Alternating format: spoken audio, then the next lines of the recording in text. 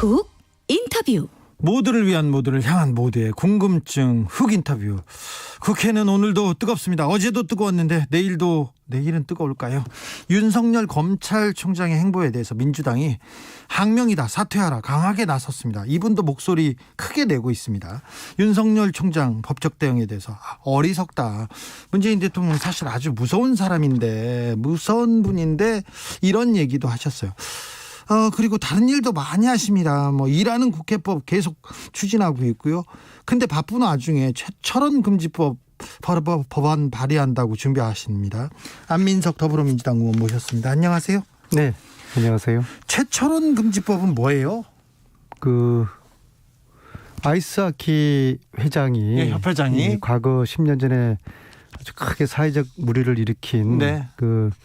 맥값 폭행. 네, 그 당사자인데요. 네, 영화의 주인공이기도 네, 해요. 예, 이제 최근에 대한민국 체육이 비폭력 이것이 상당한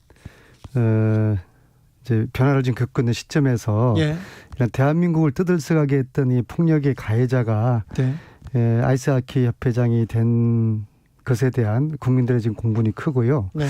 사실은 이거는 이제 대한체육회가 출마 자격을 제한했어야만 됩니다. 네. 할 수 있었다고 보고요. 왜냐하면 대한체육회 임원 관련된 정관 규정 26조에는 사회적 물의를 일으킨 자는 임원이 될 수 없도록 그렇게 이제 할 수가 있어요. 좀 크게 일으켰잖아요. 그렇죠. 애초부터 출마 자격을 제한했어야 되고요. 지금 이제 당선이 되었는데 지금이라도 대한체육회가 인준을 거부할 권한을 이제 가지고 있고요.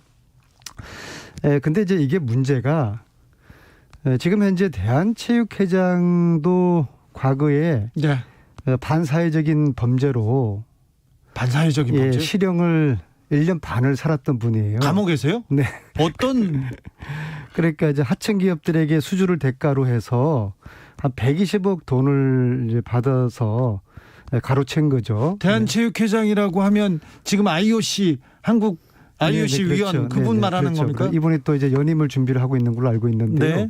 그러니까 윗물이 지금 맑아야지 아랫물이 맑을 텐데 이 대한체육회 임원 규정 26조를 적용을 해서 아이스하키 회장 출마를 막았더라고 그러면은 사실은 지금 현 대한체육회 회장의 출마도 현재의 사회적 물의를 일으킨 반사회적 범죄로 실형을 살았던 분 아닙니까? 그러니까 이걸 제한을 할 수가 없었던 그런 사정이 있었던 것 같습니다. 어쨌거나 이제 이런 일을 막아야 되겠다는 차원에서 제가 이제 최철원 금지법을 이제 좀 급히 좀 준비를 하고 있는데요. 간단합니다. 사회적 도덕적 물의를 일으켜서 실형을 받은 이런 사람들은 대한체육회 회장이나 또 산하단체 그 회장의 출마 자격을 금지를 하는 거고요.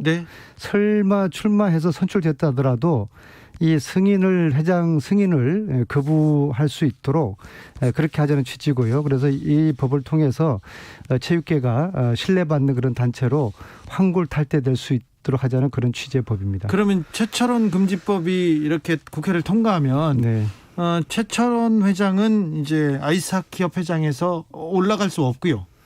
그리고 저 대한체육회장 이기흥 체육회장은 그러면 그 자리에서 내려와야 됩니까? 이 법의 취지가 이제 그러한 건데요. 근데 이제 법이 만들어지기까지는 시간이 걸리기 때문에 최철원 지금 당선자는 지금이라도 대한체육회가 승인을 거부를 할 수가 있고요. 그다음에 이제 지금 현재 대한체육회 회장 같은 경우에는 역시 그 규정을 적용한다 그러면은 출마 자격에 있어가지고 상당한 논란이 될 것으로 보입니다. 아, 그렇습니까? 이 얘기를 이제 체육계에서 국회로 한번 가보겠습니다. 윤석열 검찰총장이 어제 정직 2개월 징계 처분을 받았어요. 그런데 징계 처분 취소해달라고 행정소송을 냈습니다. 자, 어떻게 보세요? 공직자의 본분을 망각을 한 아주 부적절한 그런 처사라고 봅니다. 왜냐하면 공직자의 본분을 망각했습니까? 가령 보통의 공무원들이 징계를 받았다. 그러면 억울하다고 해서 소처 심사를 할 수가 있어요. 네, 이건 소송할 있는 수도 있죠. 일인데요.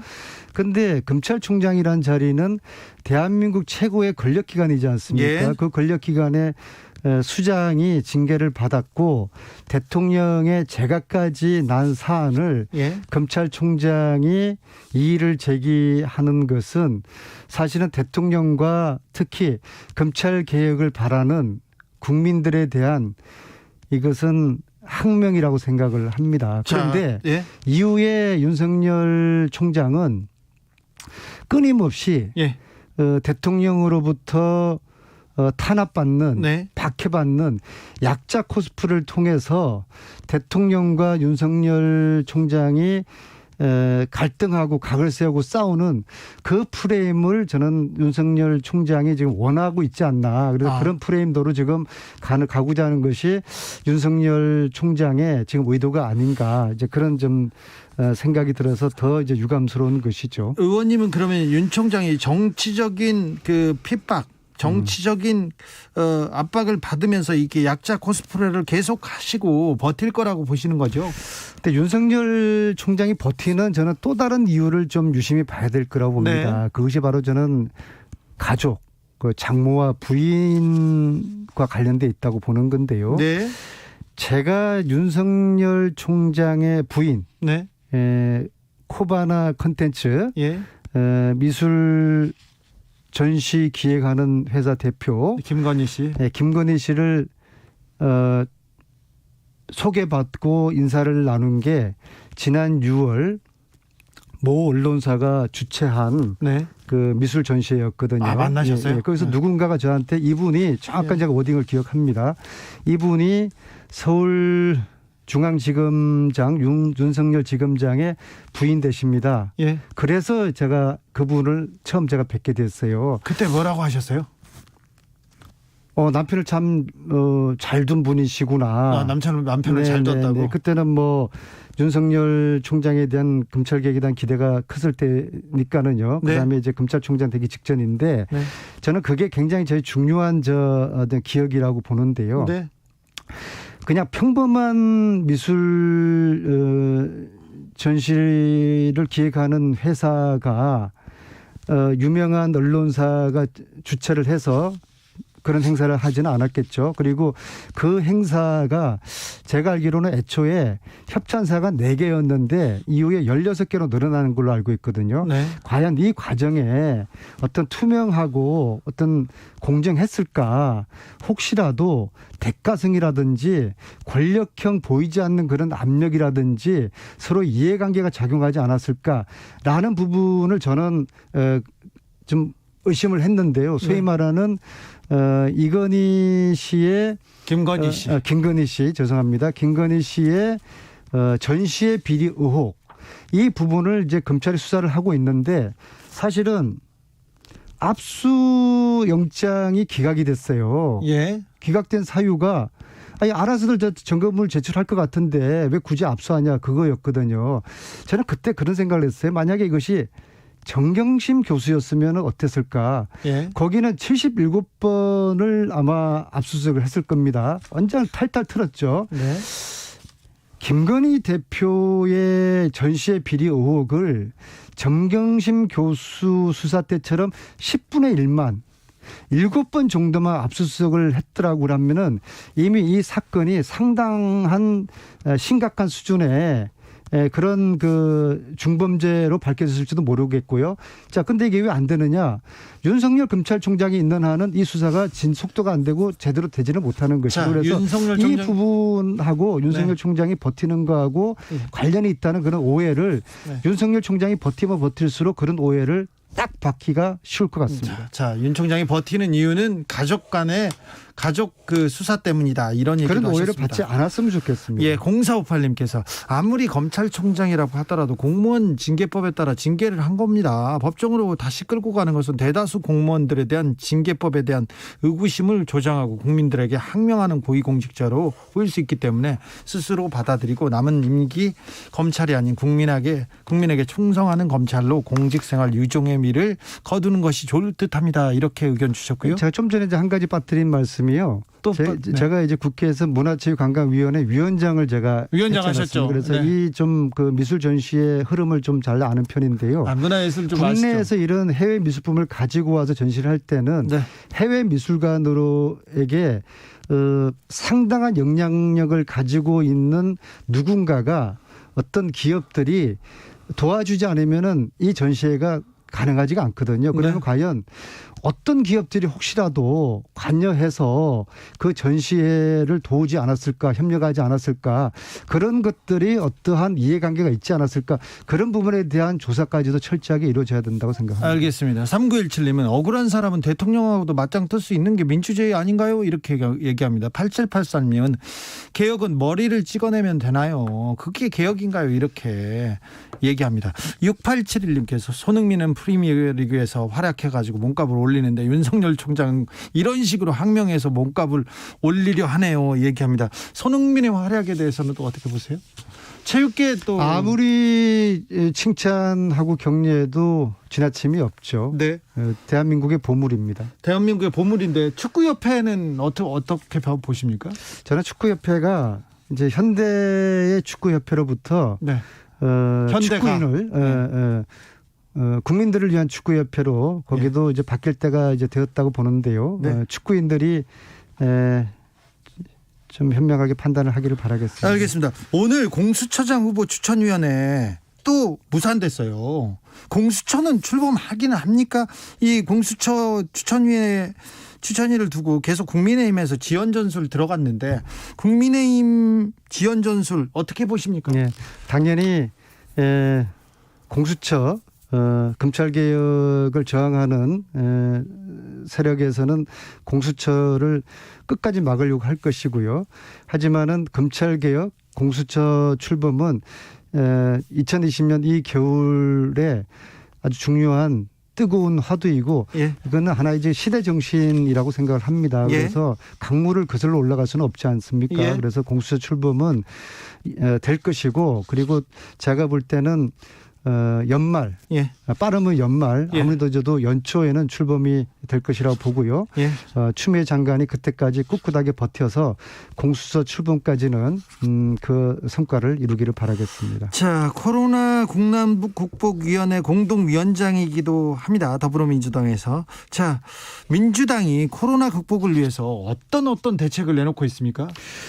지금 몇 가지 준비를 하고 있는데요. 우선 가장 시급하게 3차 긴급피해 지원금, 재난지원금, 이 3조 원이 신속하게 지급될 수 있도록 내년 연초 1월 달에 지급될 수 있도록 준비를 하고 있고요. 그리고 국민들이 가장 관심이 가지고 계시는 백신 문제. 왜 미국이나 외국에서는 지금 맞기 시작했는데 우리는 뭐냐, 그동안 뭐 했느냐. 근데 이제 저희들은 더욱더 좀 안전성을 기하다 보니까는 그렇게 국민들께서 답답해 하시는 것 같으신데요. 이제부터라도 지금 이미 준비가 되고 있고요. 더 신속하고 안전한 백신 공급을 위해서 저희들이 노력을 하고 있다는 말씀을 드리고요. 단 좀 야당이 이런 코로나 백신조차에서도 정쟁화하지 말았으면 좋겠어요. 그래서 여러 가지 가짜 뉴스들이 돌고 있는데요. 이 문제만큼은 야당도 초당적으로 협력을 해 주시길 바라겠습니다. 의원님, 3단계 격상에 대해서는 의원님과 민주당은 어떤 견해를 가지고 있어요? 불가피하다면 해야 되는데 그리고 지금 그러한 위기 상황으로 치닫고 있는 것 같습니다. 이미 지금 1,000명이 넘는 확진자가 매일 지금 나오고 있고요. 그러나 제 개인적으로는 할 수만 있다면은 3차 격상은 막을 수 있는 그러한 노력과 국민적 연대 힘을 모아야 되겠다. 그런 생각을 하고요. 그래서 3단계 격상이 되지 않기를 개인적으로 바라지만 또 과감한 결단이 필요할 때는 3단계의 실행을 함에 있어가지고 또 국민과 함께 협력하고 연대 힘으로 잘 극복을 해 나가기를 바라겠습니다. 자, 경기도 오산의 오선 의원 안민석 의원의 1호 법안은 일하는 국회법을 대표로 발의한 분이 안민석 의원입니다. 아무도 몰라주네요.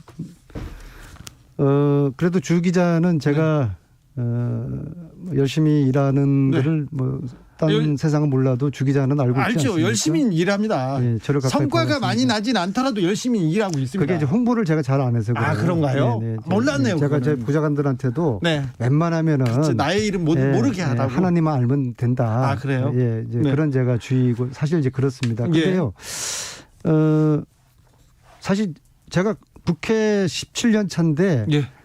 제 처도 잘 몰라요. 네. 국회가 언제 열리는지. 네. 1, 3, 5, 7, 이 홀수달은 안 열리거든요. 예. 그래서 1월하고 7월은 뭐 겨울방학, 여름방학은 인정하더라도 네. 3월, 5월만큼은 열자. 일하자. 그래서, 네. 그래서 이제 홀수 달인 3월, 5월 달에도 열어서 그 이제 1년 12달 예. 국회를 열자는 것이 첫 번째 내용이고요. 아, 네. 통과되었습니다. 네. 훌륭한 법이죠. 네. 그다음에 이제 두 번째는 매달 무조건 상임위원회를 2회 이상 열고 예. 법안소위원회를 3번 이상 열어야 된다. 네. 이걸 법으로 의무화한 것이죠. 그래서 예. 앞으로는 이렇게 열어야 됩니다. 네. 세 번째는 의원님들이 상임위원회 출석을 열심히 안 하셔요. 안 하는 분 많죠. 지역에 행사가 있으면은 상임위원회 안 오시고 그냥 지역을 그냥 내려가셔요. 네. 그래서 상임위 출석을 공개하자. 예. 그러면 의원님들이 국민들이 지역 유권자들이 보고 있으니까 네. 당신 상임위원회 하지 왜 여기 왔냐 예. 그러실 거 아닙니까? 예. 그래서 이런 또 내용을 담고 있어가지고 네. 제가 아무리 생각해도 부끄럽지만 네. 아주 잘한 훌륭한 법안이라고 생각합니다. 훌륭하셨습니다. 최서원 씨 은닉재산 그리고 또 숨겨진 재산 해외로 빼돌리는 사람들의 숨겨진 재산 얘기는 다음 시간에 하겠습니다. 아니 그걸 왜 윤석열 총장은 손끝 하나도 안 건드리고 이번에 예. 특검할 때 최서원 씨가 어디 돈을 숨겨놨는지 가장 많이 알고 있는 검사 중에 한 분이거든요. 네. 저는 그분이 검찰총장 됐을 때 정말 환호를 했어요. 야 이제 되겠구나. 네. 주진우 기자와 제가 독일 그 배고파 가면서 빵 먹어 가면서 그 네덜란드까지 12시간 차 타고 두려움에 떨면서 다니던 그 시간 생각하면서 윤석열 총장이 이 문제를 이제 해결하겠구나 했는데 왜 손끝 하나 건드리지 않았는지 공개적으로 묻고 싶습니다. 알겠습니다. 여기까지 들을게요. 다른 일을 더 많이 한 것 더 얘기하면요. 한 3시간 해야 됩니다. 지금까지 안민석 더불어민주당 의원이었습니다. 감사합니다. 네, 감사합니다.